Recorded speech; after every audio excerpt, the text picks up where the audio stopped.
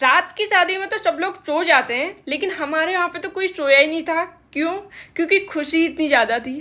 Finally हमारी बारात marriage hall से अंदर को एंटर हो गई थी और अंदर पहुँचते ही भैया का फ़ोटोशूट हुआ। उसके बाद उनके ससुराल वालों की तरफ से उनका जोरदार स्वागत हुआ। सबसे पहले आटे के दियों से उनकी आरती हुई, फिर चावल से यहाँ पर अछेत परके गए। अछेत परखने के बाद अब बारी थी ब्राइड एंट्री की। जैसे ही ब्राइड की एंट्री हुई, यानी कि भाभी की एंट्री हुई, तो मेरा दादा आज से बन गया सिग्मा मेल से केयरिंग मेल, जो कि मुझे देख के पर्सनली बहुत ज़्यादा अच्छा लग रहा था। फाइनली वरमाला भी हो गई थी। वरमाला होते ही हमारे चेहरों की खुशी देखो, कितना खुश है हम लोग। रात के 12 बजे मैं आ गई थी कुछ खाने के लिए, और इतने में मेरी नज़र पड़ती है कि मेरे जीजा जी खाना खा रहे हैं। मैं उनको परेशान करने आ गई। फिर मैंने सोचा सुकून के 2 निवाले खा लेते हैं, क्योंकि सुबह से कुछ नहीं खाया। ये खाने के बाद मैं मिली अपनी बच्चा पार्टी से। अंदर देखा तब तक दूल्हा दुल्हन भी खाना खा चुके थे और वो बाहर आ गए थे फोटोशूट के लिए। और गाइज, मैं हूँ ग्रूम मेड, और यहाँ पे मेरे भैया मुझसे कुछ तो कह रहे थे जो मुझे समझ में नहीं आया। फिर उनके साले साहब मुझसे रात के 12 बजे पूछ रहे थे हाउ आर यू।